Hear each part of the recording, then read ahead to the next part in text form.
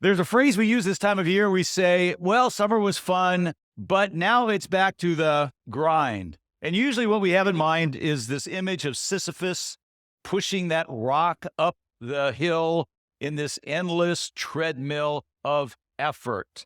And in this paradigm, of course, of life, there's this sense that, well, that from time to time you get breaks. They're called vacations, and you're able to go and romp on the beach and enjoy your friends and sip uh, umbrella drinks, and your kids get to blow bubbles in their milk, and you create all these wonderful, warm memories, but you only get a couple of them a year, and then it's back to the grind, or as we often say, to the real world. The Christian life is so different from that. What made people want to become Christians in Rome wasn't watching Christians cavort on the beach or play in the sand or cheer for their favorite gladiator. It was watching how they handled the hassles of daily life Monday through Friday. I mean, think of it for a moment. Jesus was a carpenter. I was wondering the other day, did anybody ever come back with one of his chairs and in the shop and throw it on the counter and say, that's a piece of junk, I want my money back? There was something about the grace and the love with which Christians handled moments like that that made them irresistible. And now, as we're just making out our to-do list for the coming few weeks of how to get ready for all that's coming in the fall, here I now show up to you with another list. Only this is not a to-do list. The fruit of the Spirit is a to-be list. It really is, as I said a moment ago, a montage of the characteristics of Jesus that Paul gives to us, which are love, joy, peace, patience, kindness, goodness, faithfulness, gentleness, and self-control. This image of fruit that Paul uses, he takes right from Jesus' own words as he is sitting with his friends around the table at the Last Supper, as Jesus speaks in John 15. So that's what I'd like for us to do, is look at John chapter 15. We're going to look at verses 5 through 8, and then I'm going to add verse 16 on to that as well. John chapter 15, verses 5 through 8, and then adding verse 16. We read, I am the vine, you are the branches. If you remain in me and I in you, you will bear much fruit. Apart from me, you can do nothing. If you do not remain in me, you are like a branch that is thrown away and withers. Such branches are picked up, thrown into the fire, and burned.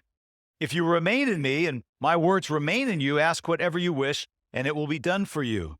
This is to my Father's glory, that you bear much fruit, showing yourselves to be my disciples. And then we add verse 16.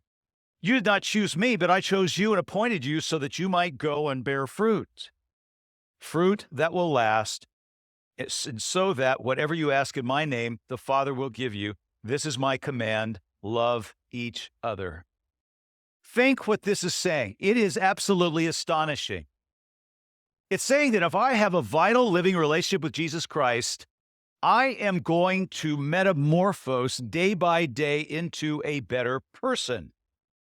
I will grow more and more every day to be like the Son of God, as evidenced in the appearance of my life of greater love, greater joy, greater peace, greater kindness, and so on. And as Jesus says, whatever the Father you ask, the Father will give you of my character.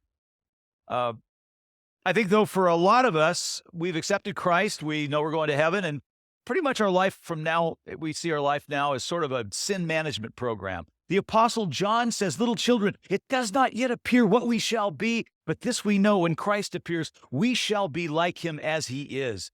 So Jesus doesn't just come to us and say, you're forgiven, and leave it at that. He says, my life, I want to grow inside you. And this matters to God more than anything else. In verse 16, we just read that Jesus says, I chose you and appointed you. Why? That you might go and bear fruit. One of the things we need to get straight in the church is that the fruit of the Spirit matter more to God than the gifts of the Spirit. And that's something that the church has not gotten straight, because the fruit of the Spirit have to do with character, and the gifts of the Spirit have to do with performance. And one of the ways that the church has fallen on its face over recent decades has been we have so overvalued the gifts of the Spirit at the expense of valuing the fruit of the Spirit. We have been so mesmerized by the dazzling gifts of Christian celebrities. You ever notice it's almost like as soon as some rock star or some star athlete becomes a Christian, we stick a Bible in their hand and we shove them out before the adoring millions. And then how many of them have just done the spectacular nosedive in some moral area of their life right before the spotlight of the whole world? Why? Because they're all gift and they're no fruit. The fruit takes time to grow. And then the other way the gifts of the Spirit and the fruit of the Spirit are different is you and I have a gift, but we don't have all the gifts. 1 Corinthians 12 says, each has been given a gift. You have a gift, I have a gift. None of us have all the gifts. No, obviously, all Christians are to exhibit all of the fruit of the Spirit at all times in our lives. So much so that you almost get the impression, if we first read the Galatians, it almost sounds like Paul has this grammatical error. If you and I were writing what Paul wrote, we would have probably said the fruit of the Spirit are joy, love, joy, peace, patience, kindness, gentleness, and all the rest. What Paul says is the fruit of the Spirit is singular. It's a single package. It's all or nothing. It's all in one. The fruit of the Spirit is love, joy, peace, patience, kindness. And Jesus is brutally honest here. He says, if you're not bearing fruit, he says you might as well get chainsawed off the tree and chopped up into kindling and used as firewood, thrown in the fire. There's a simple assessment you can do right now to kind of get a sense of whether your fruit is growing or whether it's dying on the vine. It's kind of simplistic, but it gives an idea of how we can take metrics of fruit of the Spirit in our life. Let me just ask you this question, and that is this: are you more or less irritable than you were a year ago? Think about you last August. Think of you this August. This August, are you less likely to be flying off the handle and skewering people with wounding words? Are you having to apologize less often this August than you were last August? Well, that would be a sign that the fruit of the Spirit is growing in your life. Some of us are living with things in our lives that we shouldn't be because we've just given up trying to change. Think of your life right now. Are there things in your life that are bothering you? Things that are constant irritations that create tension in your relationships? Are there things that disturb your speech, your sleep, and maybe even are sabotaging some of your dreams? Are you an anxious person who wants at last to find peace? Are you an angry person and a sarcastic person who wants to become the kind of person that other people finally can feel safe around and draw close to and want to be close to? It's far too soon for you to give up hope that you can change. This text is saying that you can. There's even hope for your marriage. I remember seeing a cartoon in the New Yorker magazine. It showed this old, jowly-faced, stern-faced looking man who was sitting on a park bench staring straight ahead, and next to him was sitting his wife, and the wife was speaking to a squirrel. She said wistfully, "I was just 18 when dashing Jerome Butler looked at me with bold admiration. There was a tight feeling about my heart, and for a moment I thought I would swoon. Over the years that followed, I was courted with wine and roses and Shakespeare. My soul awoke with a gasp at the very moment of awakening, and it went out to him forever. Today, however, I feel privileged to get so much as a grunt out of the old coot." Well, there's even hope for those kinds of marriages. I love the words of Gail Goodwin in her book, The Finishing School. She writes, there are two kinds of people. One kind you can tell just by looking at them at what point they congealed into their final selves. It might be a very nice self, but you could expect no more surprises from it. Whereas the other kind of person keeps moving and changing and growing. Complacency is the first sign of congealment. You don't have to be a congealed old coot. Our connection with God that comes through Jesus can, over time, turn us into the very people we've always dreamed of becoming. And so, two questions. Why is this possible? And then, how is this possible? First of all, why it is possible for us to become new people in Christ is because it does not depend on us. It's a power that comes from elsewhere. we Christians do things in the power of someone else. It is Him working through us. In marriage, it's only by holding on to God that we find the strength to hold on to one another for a lifetime.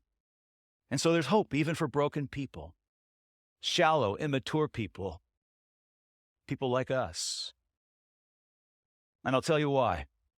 And this is astonishing. Think about this. What are the fruit of the Spirit? The fruit of the Spirit they are the communicable attributes of God.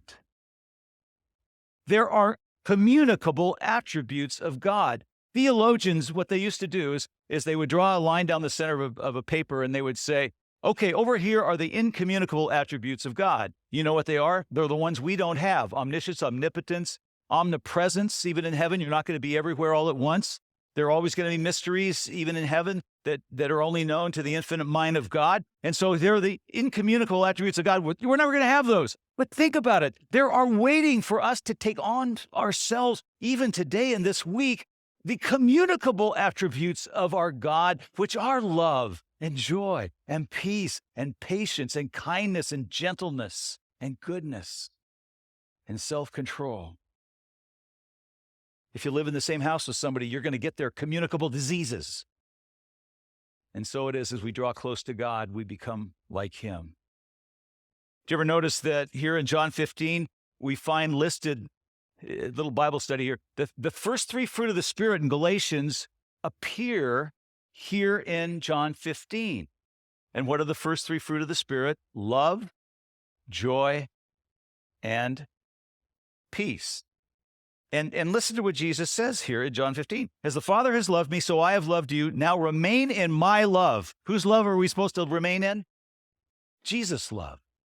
And then 2 verses later, Jesus says, He says this, I have told you these things that my joy may be in you and that your joy may be complete. So whose joy are we to live in? Jesus' joy. And then prior to John 15 in chapter 14, verse 27, in the same talk he's having with his disciples, Jesus says, peace I leave you, my peace I give you. Not do I give as the world gives. Whose peace are we supposed to live in? It's His joy, His love, His peace that flows into us like the chemicals and the sap and all of the juices that flow from a branch down into the fruit. And it's important for us to remember that if you have accepted Christ, even if there's no visible evidence of that fruit, and even if there's countervailing evidence against there being that fruit, those little seeds of love and joy and peace, they're still in your life. I love what 1 Peter 2:2 says, grow up into your salvation. This is an organic process. You should feel good about it. This is organic. Good example of this is, you ever see a boy who's 5'6", he's maybe 13 years old, looks like a normal boys, 13, 5'6". Then you look down and you see his feet are like size 13s, right? And you go, oh my goodness. And the kid, I mean, you look at him, he looks, he's still got peach fuzz and his voice hasn't changed. He's got a high-pitched voice. But then you look at those feet and you go, oh my goodness. And what do people say? They say, well, he'll grow into them. We grow up into the fullness of our salvation in Jesus, of His love, His joy, His patience, His kindness. So I'll tell you what we're not going to do over these next coming weeks. We're not going to really work hard to be loving.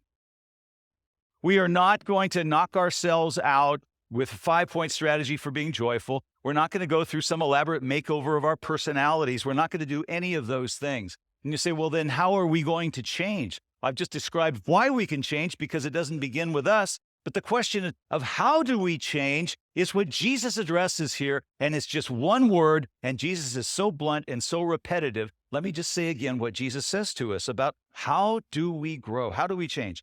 He says, remain in me and I will remain in you. No branch can bear fruit by itself. It must remain in the vine. Neither can you bear fruit unless you remain in me. Get the word yet? Remain. I'm the vine, you're the branches. If a man remains in me and I in him, he will bear much fruit. Apart from me, you can do nothing. If you remain in me and my words remain in you, ask whatever you will, The word is remain. I love the King James word. What's the King James word? The word is abide. If you abide in me. Abide with somebody over a long period of time, and you're going to become a lot like that person. On the other hand, if you do not abide with anybody, a certain person, if you don't abide with that person, you are never going to become like that person. And of course, we have this thing that we say many, many times. It's kind of this conventional wisdom that is older couples have been together for decades and decades. They say even couples even start looking a lot like each other. I love the cartoon of an old couple in which one says to the other, "Which one of us doesn't like broccoli?" Our intimacy with Jesus over time shapes us more and more into his likeness. Now, let me show you one more picture. Notice that? That's the famous picture by Michelangelo, his painting on the ceiling of the Sistine Chapel. And what I want you to see there is the body language of God. God is looking at Adam. He is straining toward Adam. And everything in this painting screams God's desire to reach out, to touch, and to connect with the human he has created. That is how God desires to abide with you and me. God is with us. He's invisible. But think of that God that you see there as the living presence of our God who is with us right now, moment by moment. And he is a lot closer than we think. How do we abide in him? Well, you abide in him through prayer. You're doing it right now through worship. This is abiding in him. Through obedience. It's not by filling your calendar with religious activities. It's not beating yourself up for not having done enough. In fact, mostly it's doing the stuff that you normally do in the course of your everyday, only doing them now with Jesus. Think for a moment, you wake up in the morning. You can wake up with Jesus. One of the things that I practiced over the years is years ago I heard my hero John Stott, a great British preacher, say that when he wakes up in the morning, he wakes up and he says, "Good morning, Father. Good morning, Son. Good morning, Spirit." Or later in the day, you can say, "Jesus, let's do carpool together." Or "Jesus, let's solve this problem I've got together." Or "Jesus, let's drive together."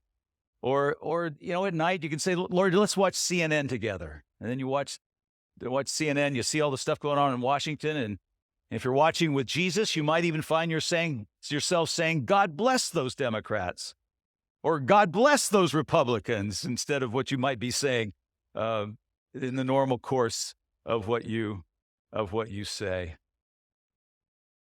If you abide, moment by moment, you will bear much fruit. The closer we come to him, the longer we gaze at him, the more time we spend with him, the more we become like him, and the more his love flows through us to others. Let me give you one final example and story. I used to be the pastor of a church in the famed apple country of Washington State, in Yakima, Washington, where so many of the marvelous red delicious apples are grown. And I remember one time I was sitting in my office on a late afternoon in the late summer when there was a storm that wafted over the building, and I saw the storm outside the window, and I didn't think much about it. An hour later, a young apple grower came to the outside office and said that he wanted to see me. His name was Larry. His wife was Martha, and they had two small children. Big, burly guy, drove a pickup truck, and just from Central Casting, a burly young farmer. And he came in, and he sat down, and he said, that storm that just went over just destroyed my crop. And he went on to describe how he and his wife, Martha, had over the 20 minutes of that storm stood on their porch and held each other as they watched everything they'd ever dreamed of and everything that they'd ever worked for just be destroyed, because that storm had been a hailstorm, and the hail had fallen out of the sky and nicked each of the apples on all of the trees in his orchard. And having nicked those apples now were no longer, they would never be accepted by supermarkets to be put in the produce section. As a matter of fact, it was a total loss. It was not even worth it for him to pay the money to get those apples picked off the tree. And the way that the finances work is that these farmers would borrow all of their money for all of their expenses for the coming year. And then when they sell their harvest, then they pay off their debts. And then whatever's left is their profit. He didn't have a harvest even to sell. And so he was hundreds of thousands of dollars in debt. And he sat there in front of me, and I saw this big man take his head and bury it in his hands and weep. And I thought, as I sat there, all this is about a bunch of fruit. Well, later, Larry got his feet on the ground, and he ended up getting back, and he and Martha spent a lot of years being very successful in apple farming. But let me tell you what this reminded me of. I began to think about Jesus, who wept in the Garden of Gethsemane, who went to the cross, he bled and he died, and he paid the debt for our sin on the cross. And all that he went through was over a bunch of fruit. The fruit that he wants to see grow in us, that we might be like him. Augustine once said, he became as we are so that we might become as he is. And that's the whole purpose of Christianity. I love the words of our dear friend C.S. Lewis. He said this. He said, the church exists for no other purpose but to make little Christs. If they're not doing that, all the cathedrals, clergy, missions, sermons, and even the Bible itself are simply a waste of time. God became man for no other purpose. Fulfill your purpose. It's simple. Simply abide, abide, abide, abide in him.